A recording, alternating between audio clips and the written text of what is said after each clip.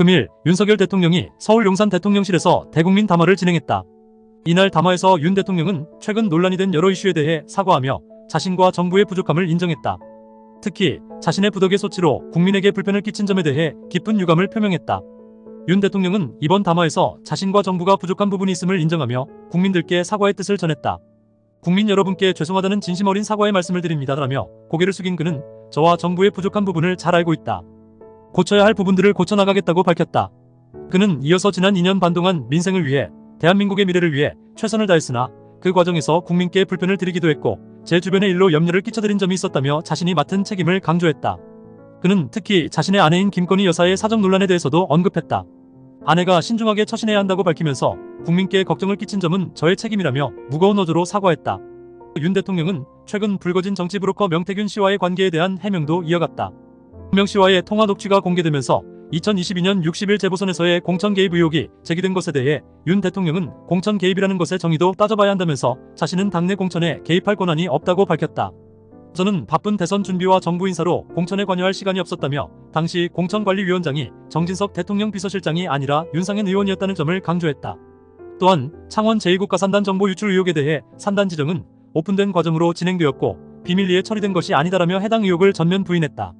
대통령실이 명태균 씨와의 관계에서 거짓 해명을 했다는 야당의 비판에 대해서도 윤 대통령은 강하게 반박했다. 그는 제가 명태균 씨와 부적절한 일을 한 것도 없고 감출 것도 없다고 단언하며 대선 당선 이후 연락을 받은 적이 있으며 축하 메시지를 주고받은 것 외에는 특별한 소통이 없었다고 설명했다.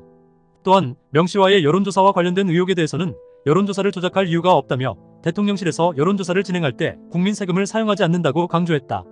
김건희 여사와 명태균 씨 간의 몇 차례 통화와 관련해선 윤 대통령은 이것은 사적인 소통이었다고 덧붙였다. 김 여사의 사적 소통이 불거지며 논란을 일으킨 것에 대해 그는 이 문제의 원인은 저에게 있다며 책임을 회피하지 않았다. 또한 김 여사도 휴대폰을 바꿔야 했다고 생각한다며 아내의 처신에 대한 책임감을 표현했다.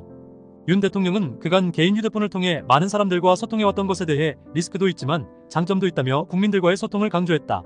그러나 이와 동시에 리스크를 줄여나가겠다는 의지를 나타내며 앞으로는 좀 더 철저히 소통 방식을 개선하겠다고 밝혔다. 그는 또한 국민의힘 초선 의원들과 자주 연락을 취하고 있다며 정치인들과의 소통이 활발한 점을 언급했다. 대통령은 특별감찰관 임명과 관련된 국민의힘 내 갈등에 대해서도 입장을 밝혔다. 국회에서 추천하면 당연히 임명할 것이라며 정치적 갈등에 대해 불필요하게 관여하지 않겠다고 선을 그었다. 그는 친윤계파 갈등을 크게 신경 쓰지 않는다며 갈등보다는 당정 간 소통을 강화해 나갈 계획임을 분명히 했다. 국회에서 추천을 받으면 임명할 것이라며 이 문제는 국회에서 해결할 일이라고 덧붙였다. 윤 대통령은 국정 쇄신을 위해 내각과 대통령실의 인적 개편을 준비 중이라며 인재풀을 물색하고 검증 작업을 진행 중이라고 밝혔다. 다만 내년도 예산 심의와 미국 새 정부 출범 등 중요한 일정들이 있어 시기를 유연하게 생각하고 있다고 설명하며 적절한 시기에 개편을 보여드릴 것이라고 덧붙였다. 그는 인사를 신속하게 할 필요성은 있지만 국민이 어떻게 받아들일지 고민해야 한다며 인사의 중요성을 다시 한번 강조했다. 윤 대통령은 의료개혁에 대한 의지를 밝혔다. 의과대학 정원 문제에 대해선 정부가 추진하는 대로 진행되었고 2026년 정원 문제는 의료계와 협의체를 통해 합리적 의견을 듣겠다고 말했다. 그는 또한 필수 의료에 대한 보상체계 개선, 실손보험제도 개혁 등을 빠르게 추진할 계획이라며 의료계의 협조를 요청했다. 윤 대통령은 의료계의 사법 리스크 해소를 위해 책임보험제를 설계할 것이라며 의사들의 사법적 부담을 덜어줄 방침임을 밝혔다. 마지막으로 윤 대통령은 국정 쇄신과 국민의 신뢰 회복을 위해 더욱 노력하겠다며 앞으로 국민들의 기대에 부응하기 위해 최선을 다할 것임을 약속했다. 이렇게 대통령이 직접 나서서 사과하고 해명까지 했는데 국민들은 과연 그의 말에 얼마나 믿음을 가질 수 있을까? 정말로 앞으로 달라질까요? 정치적 리스크를 줄이기 위한 이 같은 노력들이 실질적인 변화를 이끌어낼 수 있을지 지켜볼 일이다. 여전히 논란의 중심에 있는 대통령과 그 주변 사람들의 문제, 그리고 대국민 담화에서 밝힌 진심은 과연 진정성 있는 사과일까? 여러분의 생각은?